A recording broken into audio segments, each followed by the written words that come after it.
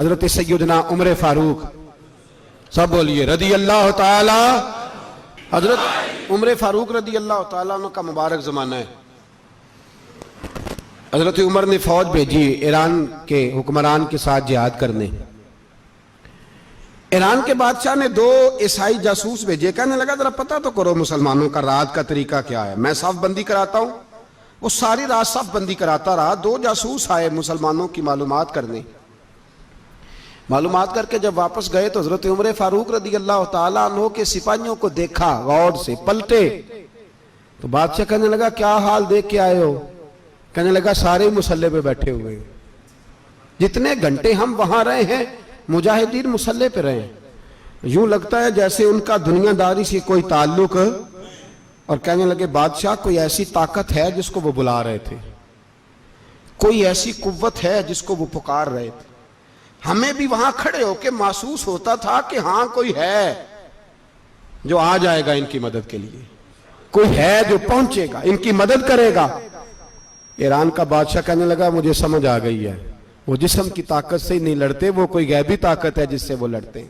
بھائی وہ غیبی طاقت بھی تو ہمارے پاس ہم نے ناراض کر لیا نا، وہ بھی تو نہیں نا، مسجد کا رخ بھی تو کوئی نہیں۔ اور میں نے پچھلے جمعے بھی کہا تھا، پھر کہتا ہوں، وہن ہو گیا امت کو۔ نبی پاک نے فرمایا امت کو وہ کیا ہے، دنیا سے محبت ہو گئی ہے، موت سے کراہت ہو گئی ہے، وہن ہے۔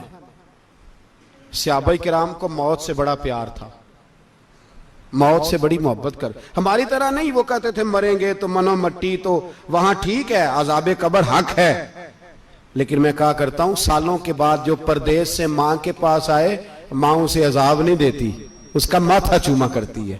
اور بھائی جو رب کریم کی بارگاہ میں جائے گا تیرا کیا خیال ہے، گل سڑ جائے گا؟ مدینے والے حبیب نے فرمایا قبر المومن روضۃ من ریاض الجنہ، فرمایا میرا مومن جب قبر میں جاتا ہے تو اللہ جنت کے سارے دروازے کھول دیتا ہے، وہ تو اللہ کی رحمت میں پہنچتا ہے۔ کون کہتا ہے مومن مر گئے، وہ تو قید سے چھوٹے اپنے گھر گئے۔ کون کہتا ہے قبر میں عذاب ہے تو صرف عذاب ہی ہے، ہاں مجرم کو سزا ملے گی، لیکن مومن ہمیشہ جہنم میں، وہ بالآخر جنت میں جائے گا، بالآخر جنت میں جائے گا۔ اور کسی درویش نے بات کی، وہ کر کے چلے گئے، بر کمال ہی کر گئے، کہنے لگے دوزخ میں تو کیا، میرا سایہ نہ جائے گا، کیونکہ رسول پاک سے دیکھا نہ جائے گا۔ نبی پاک سید عالم علیہ السلام کے غلام تو دیکھو نا، ساری زندگی عمر فاروق، بخاری پڑھو تو صحیح، ساری زندگی عمر ہر نماز کے بعد کہتے تھے اللہم ارزقنا شہادت فی سبیلک، اللہ بسترے پہ موت نہ دینا، موت مجھے شہادت کی دینا۔ حضرت سیدنا مولا علی شیر خدا کرم اللہ تعالیٰ وجہ الکریم ساری زندگی کہتے رہے اللہ علی نے میدان میں عمر گزاری ہے، اسے شہادت کی موت عطا فرما۔ او بھائی یہ تو شہادتیں مانگنے والے۔ حضرت امام حسین میدان کربلا میں کھڑے تھے، شمر کہنے لگا حسین تیری چاروں جانب موت ہے، تو آپ فرمانے لگے تجھے ابھی ہمارا پتہ ہی نہیں، موت سے تو ہمارا پیار چلتا ہے۔ اور فرمایا یہ شہادت تو ہمارا پیچھا کرتی ہے، پہنچ جاتی ہے جہاں ہم ہوتے ہیں، موت سے ڈر آ رہا ہے۔ مسلمان کا مرنے کو دل نہیں کرتا، ورنہ وہ اتنی بڑی کوٹھی میں کون رہے گا؟ مرنے کو دل اس لیے نہیں کرتا کہ وہ جو 6 کروڑ 10 کروڑ ڈالر لوٹ کے رکھے ہیں، مر گئے تو کھائے گا کون؟ وہ فقیر فاقہ مست تھے، ان کا گھر ہی کوئی نہیں تھا، ان کے بینک بیلنس ہی کوئی نہیں تھے، وہ کہتے تھے گھر ہمارا ہے وہ جو ہمارے رب نے تیار کیا ہوا ہے، ہمارا بینک بیلنس ہے وہ جو ہمیں جنت میں جا کے ملے گا۔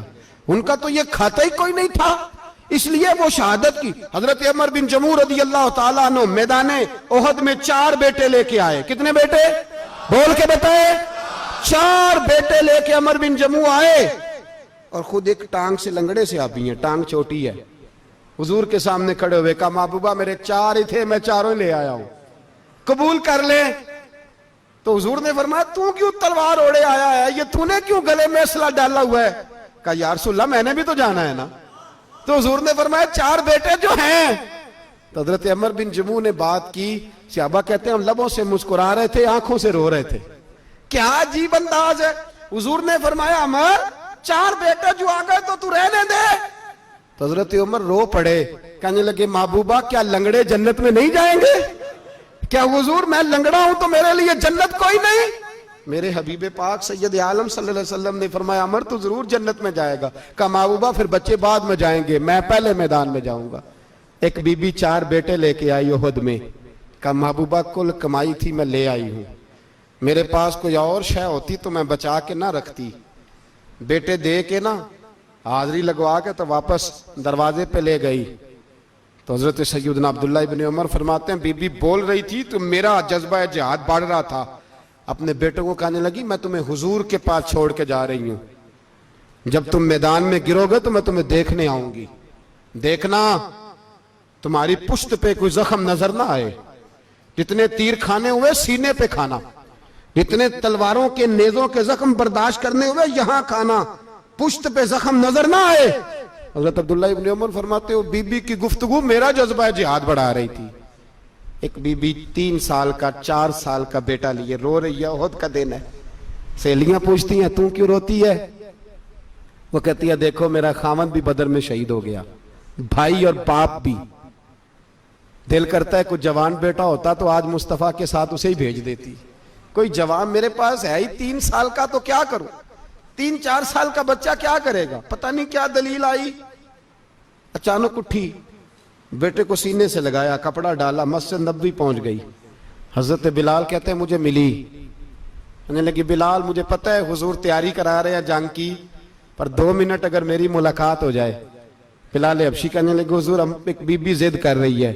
حضور باہر آئے, کہنے لگی حضور میں فلاں کی بیٹی, فلاں کی بہن, فلاں کی بیوہ ہوں, میں نے بدر میں 3 شہید دیے ہیں, اب میرے پاس یہ 3 سال کا لال ہی بچا ہے, بڑا فخر ہے میرا.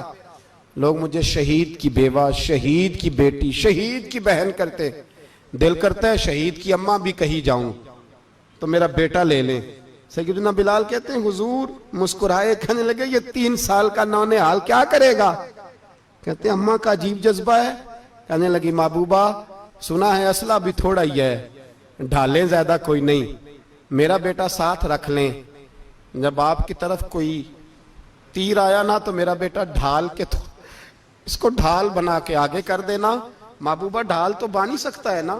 حضرت بلال فرماتے ہیں مصطفیٰ کریم نے فرمایا جا میں نے قبول کیا, قیامت کے دن بیٹا گھر لے جا, جب تیرا نام پکارا جائے گا تو شہید کی اماں کہہ کے ہی پکارا جائے گا, جا تو گھر لے جا. کہتے ہیں چلتے چلتے ایک غریبنی اور آ گئی, اتنی سی اٹی بان کی, اتنی سی. بلال حضور سے ملاقات ہو جائے گی. نبی پاک آ گئے تو کہا محبوبہ یہ غلبہ اسلام میں میرا بھی حصہ ڈال لے. حضور نے فرمایا یہ کیا ہے؟ کہنے لگے حضور خامن فوت ہو گیا, اولاد اللہ نے بے نیازی سے دی نہیں, سویرے چرخہ کاٹ کے رزق حلال کھاتی ہوں, میرے پاس نا یہ اتنا سا بان ہے, ایک گھوڑے کی لگام بن جائے گی. محبوبہ حصہ تو ڈال جائے گا نا دین کے لیے, میری قبولیت ہو جائے گی. میرے حبیب نے ہاتھ اٹھائے اور دعا مانگی, کہا اے اللہ جتنا تو میدان کے مجاہدوں کو اجر عطا فرمائے اتنا اس غریبنی کو بھی عطا فرمانا, اتنا اسے بھی دینا. بھائی یہ جذبے تھے, یہ رنگ تھا امت مسلمہ کا, اس لیے کافر گھر میں بیٹھ کے کامپا کرتا تھا. اب اسے پتا ہے یہ اسی والی کار سے نہیں نکل سکتے, اسے پتا ہے کہ ہم نے انہیں بوتل پہ لگا دیا ہے, اب یہ پیپسی مرینڈا اور یہ پی کے کھانے کے ساتھ تو یہ مست رہتے ہیں, اب یہ نہیں نکل سکتے گھر سے, ہم نے انہیں ان چیزوں پہ لگایا ہے جو ان کے وجود کو کھوکھلا کر رہی, اب کیسے میدان میں نکلیں گے؟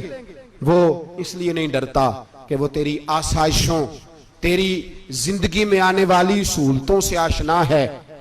موت بستر پہ بھی آ جاتی ہے, لیکن جس کو میدان میں آتی ہے وہ ساری زندگی زندہ رہتا ہے, وہ ساری زندگی زندہ رہتا ہے. بھائی مرنا تو ہے, لیکن اگر زندگی دین کے کام آئے گی تو امر ہو جاؤ گے, بچ جاؤ گے.